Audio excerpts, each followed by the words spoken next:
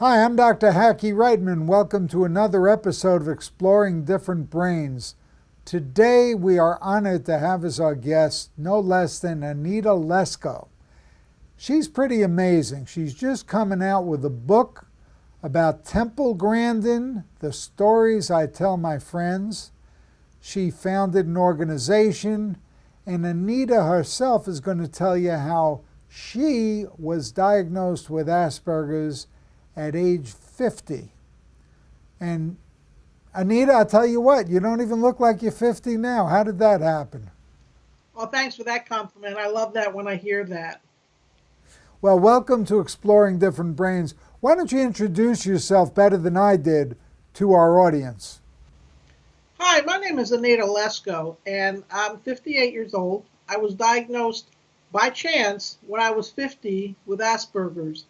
I'd gone my whole life not knowing why am I so different, why do I not fit in anywhere, and have had endless social problems throughout my whole entire life and obstacles to overcome and all kind of sensory issues that I thought I was like the only person on the face of the earth that had all this going on. And one night at work, I work as a certified registered nurse anesthetist, and I was at work, and one of my coworkers had come in to the lounge at dinner time, and she was crying, and I'm like, "Why? What's the matter?" And she said, "My son just got diagnosed with Asperger's." So I looked at her and I said, "What is Asperger's?" I had never even heard of it. Well, she handed me some papers, and I started looking at them. And the top paper said it was like a little test, and it said if you have 10 out of 12 of these symptoms, you have Asperger's. So as I read down the list, well, I had 12 out of 12. And at that moment, I realized I have Asperger's. And it was kind of like all the pieces of the puzzle of my whole entire life fell into place and suddenly made a picture. And it was a very overwhelming moment to realize, your whole entire life just finally made sense in that moment. Well, I went to the store that night on my way home from work, got every book about Asperger's, read all of them. By the morning, I knew without a doubt I have it. And then I went for a formal diagnosis to the same neuropsychologist that my friend had taken her son to get my formal diagnosis. But I mean, that was just a formality. I already knew that I had it by that point. It was a very life-changing event. It just totally gave me a whole new course in life. Since that time, right after I got diagnosed, I wrote a memoir called Asperger's Syndrome When Life Hands You Lemons, Make Lemonade, because my whole life I was always making lemonade. But I became a very strong autism activist, and I'm fighting very hard for many things for everyone on the autism spectrum. So it keeps me pretty busy. I continue doing my day job as a nurse anesthetist doing anesthesia for surgery. I still work full time. I've been doing that for 30 years now. Last year for World Autism Awareness Day, 2017, I spoke at the United Nations as a guest speaker. That was a very incredible, overwhelming, and honoring experience. And my latest book that just came out, as Dr. Reitman had just said, it's called Temple Grandin, The Stories I Tell My Friends. Well, I've known Temple since about 2011. That's when I first met her just on the phone. Then I met her in person in 2013. We became friends. After that, we'd talk periodically on the phone. Well, about a year ago, we were talking one day, and Temple has a really hilarious sense of humor, and she had said something, and we both got into like such a laughing jag. Tears were like kind of running down my face, and I happened to be at work, and I had to get back to my cases to get going. And as I walked, and we hung up on the conversation, as I walked back into the operating room, I thought to myself, I wish the rest of the world could see Temple the way I see her, because they see her as the scientist, the researcher, the autism advocate, activist, and all that, but they don't see Temple the real person with her sense of humor and all her emotions and everything. So that afternoon I called her and I said, "Hey, Temple, what would you think if I wrote a book about you?" Well, from there it evolved, and over the next about 6 months, I interviewed her for over 60 hours. I'd sit at my kitchen table with my recorder on, and we would just start talking. At first, we just didn't really have a pattern. We just kind of start talking about anything. And one thing would always lead to another. We can start out talking about Temple collecting seashells on the beach when she was a child, to going to Kennedy Space Center and watching a SpaceX launch and almost parking in Elon Musk's parking spot. I mean, so the conversations would range from one extreme to another. But it was very exciting. It was a personal journey for myself, but it also brought out the true essence of Temple. And I think people are really going to be shocked. They're going to be thrilled, amazed, and be laughing, crying, and all that various things in between when they read this book, because it's like Temple like you've never seen her before. I can't wait to read the book, I got to tell you, because knowing her just a bit as I do, being on the speaking tour with her and different things, and she is one unique individual, as you know better than I.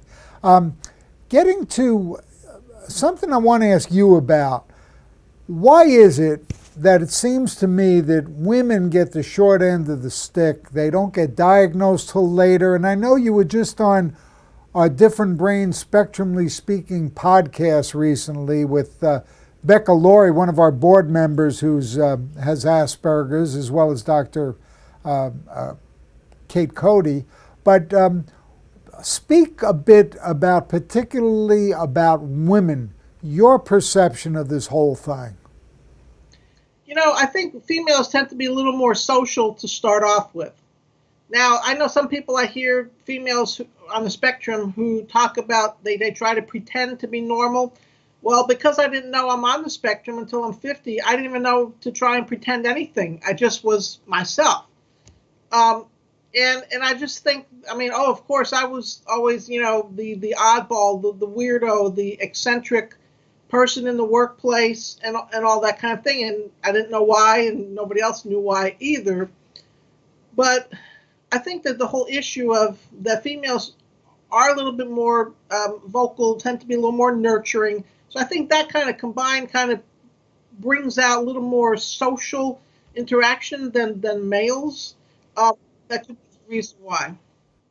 Tell us how you got into your work as an anesthetist. I think, it actually kind of found me. I was in my third year working on my Bachelor of Science in Nursing, and I used to be into ice dancing.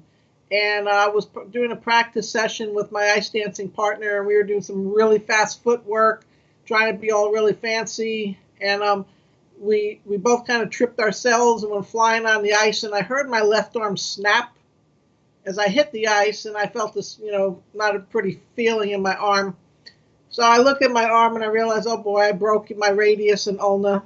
So I got up off of the ice and I kind of held my hand under the fracture. I kind of actually reduced the fracture myself because I kind of pushed it back up into place.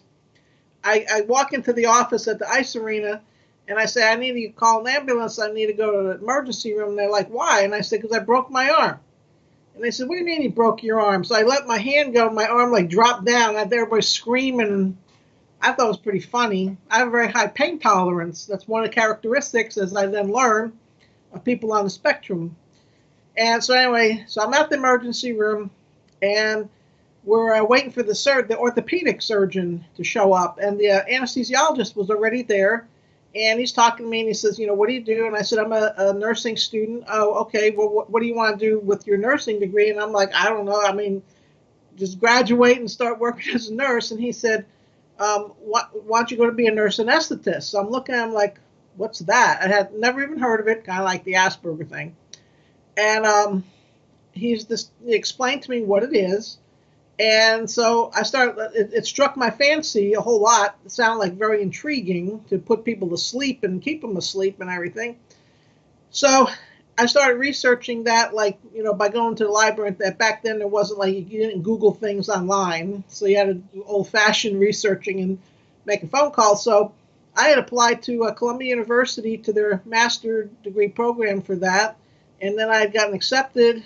And after I graduated with my Bachelor of Science in Nursing, you had to have 2 years critical care experience as a nurse, plus 2 years of basically the same thing as pre-med courses, like organic chemistry and physics and all this thing. So I started getting those courses done. I worked full time as a nurse in an emergency trauma center while I was getting all those degrees. And then I started at Columbia University in 1986, graduated in 1988, took my board exam, passed it, started working full time ever since. Now it's 30 years. Wow. Well, it's a good thing you didn't have me as your orthopedic surgeon, because I would have talked you into becoming an orthopedic surgeon. Now, on your website, AnitaLesko.com, you comment how you are a medical professional on the autism spectrum. There's a popular show on, The Good Doctor, and I just want to ask you your feelings about how those on the spectrum are depicted in the media and on TV and in movies and so forth. I don't get to watch. I don't even own a television. My husband and I never watch TV. Never have any time. So we actually gave our TV away. But I have watched a couple of episodes of The Good Doctor, which I wrote an article about myself called "Here's My Version of The Good Doctor," and the title of it is called "The Good Anesthetist," because it's kind of like they're depicting, and people I love to look at the Facebook page for that show. Because it's kind of funny. I'm reading it. Well, parents and people are writing, "Oh wow, this is so grand." They're showing, the media is showing somebody who has autism who could actually be a medical professional, and I'm like, "Yeah, hello, I've been one for 30 years." As well as about 20% of neurosurgeons, I would say, are probably on the spectrum. Yeah, there you go. You're right. And I like our friend Temple Grandin says, "Look, Hackie, I speak at commencement, graduations, all over the country at these engineering schools, and I'm going to tell you, it's a big percentage of them are on the spectrum, So in the medical community, I know as an orthopedic surgeon, we didn't get too many Aspies in orthopedics because they were a lot smarter than us, so they went into things like neurosurgery stuff. But we see when I gave the first neurodiversity talks at the American Academy of Orthopedic Surgeons, I said, look, you're already treating them. You just don't recognize who they are. That young boy that you thought was so poorly behaved because when you turned on that cast saw, he went out of his mind. That wasn't poor parenting. That's, maybe you should have used fiberglass used a plaster instead of fiberglass and let them soak it off, kind of thing.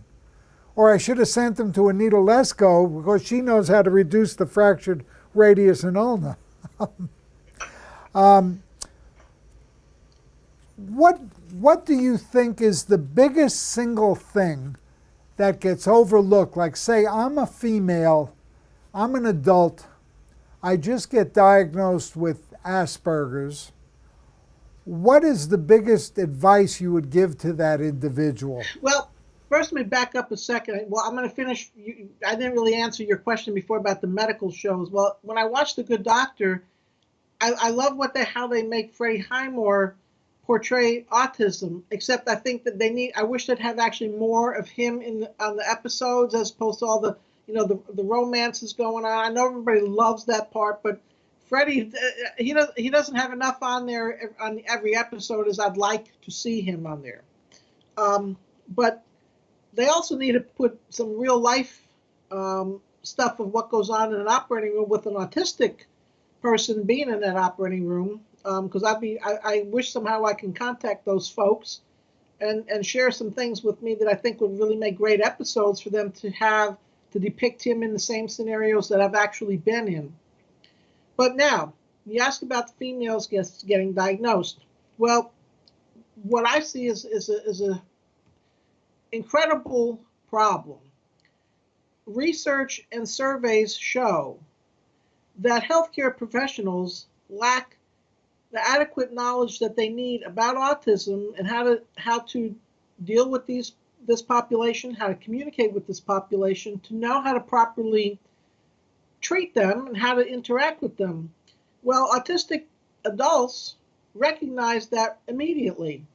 And what do? They avoid going to healthcare professionals because of the fact that they get marginalized. They actually get I mean, it's so negative. Myself personally, I've had one after another negative experiences with doctors and that type of thing. And everyone that I've talked to, it's the same thing. And I even hear parents saying that about their children, doctors that they go to with their maybe little older children or teenagers. You get marginalized.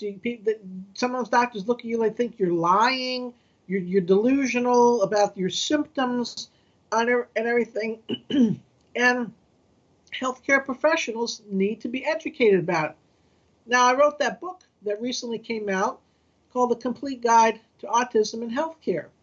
And I wrote it in such a fashion that it could be used as like a textbook for medical students, nursing students, all healthcare professionals, dentists, anybody who has any kind of interaction with patients.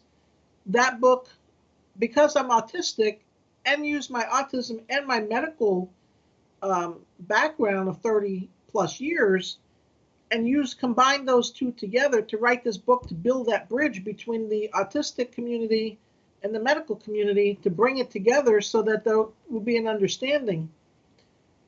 Because the people on the spectrum, I just listen to these stories. Well, I mean, it's kind of deja vu of my own experiences, but it needs to change. It needs to change soon, because what will happen if you don't change this and start, and this is 2018, it's like as if doctors didn't know how to treat diabetes or hypertension, and then the patients who have that come to them for help, well, they don't understand, well, and then you've got people getting disease processes that are getting out of control. Well, sooner or later it's going to become a burden on society, because then when their disease process gets to the point where they have to be hospitalized or whatever, medical bills will skyrocket, and the government's going to have to pick up that for those people. So let's do preventive and educate people and start from there. But it has to start somewhere soon with educating healthcare providers. Anita, how can people find out more about you? On my website at anitalesko.com.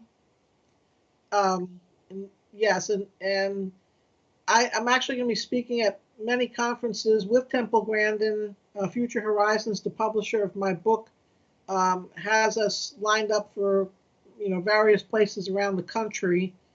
So I'll be kind of jet setting around with Temple doing these presentations. And I have to say, I do very, very different kind of presentation than a typical presenter. And I kind of put on a show in the beginning, which seems to really entertain the audience. I can't give anything away, but I'll just say that people are kind of, by the time I make my grand entrance, people are cheering and thinking this is like really exciting. And I just eat it all up doing it. It's just something different. And it's just very entertaining. Now, you had this rare opportunity, I can't even imagine what it's like, to address the whole world at the UN conference. Tell us about that. That was a very overwhelming experience. When I got the invitation, I can remember I'm looking at it like, wow, oh my gosh. Then I remember the day when it was the actual event. It was March 28th, 2017. It was pretty cold in Manhattan. I think it was 36 degrees, and it was a very light rain, because I kept expecting to see snowflakes coming down. And I remember walking up to the building, to the United Nations, and I just stopped and I looked at it, and I'm like, I can't believe I'm going in that building to talk. You had to go through security, just like at an airport. Once you went through to that way, you had to go through the whole security checkpoint. Then I made my way into the big, huge room where you always see events that are televised from the United Nations. And I walked in there, and I guess I didn't think about it, but I wasn't expecting it. And I'm looking around, and I happened to see my name, like placard, lit up with my name on it, right in the front. And I was like, I took pictures of that, because I couldn't quite believe that my name was in the United Nations, all lit up in lights. So after that kind of sunk in, then when it was my turn, I was actually on a panel. and the theme was dating, relationships, and marriage.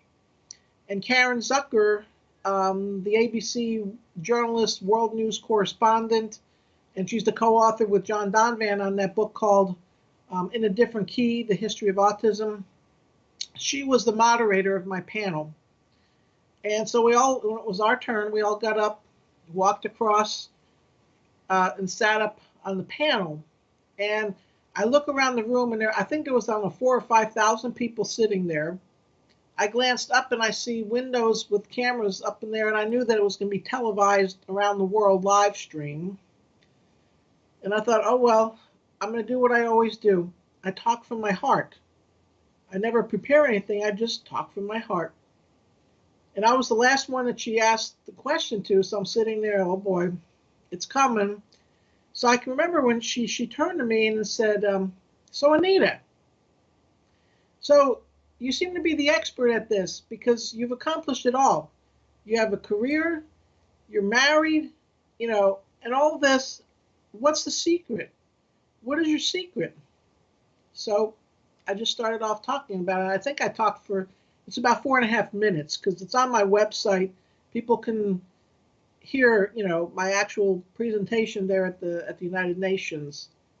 But and just seeing all those people that were there and listening to all these people from around the whole world that were united there and talking about what they're doing to help people on the autism spectrum, and just the overwhelming feeling that there's so many people that are working together to make things better for everybody's life, that was just absolutely overwhelming.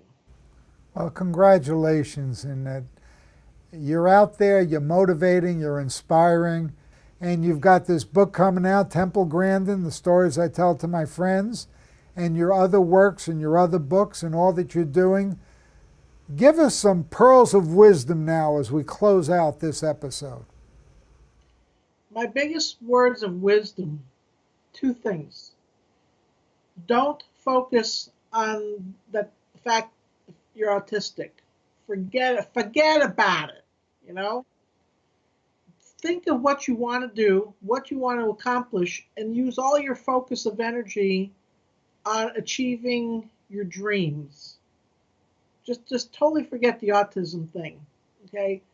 And about that saying again, I'll leave everybody with that to remember it, by John Bon Jovi. Success is falling 9 times and getting up 10. Never give up. Anita Lesko, thank you so much for being with us here. Thank you. My pleasure.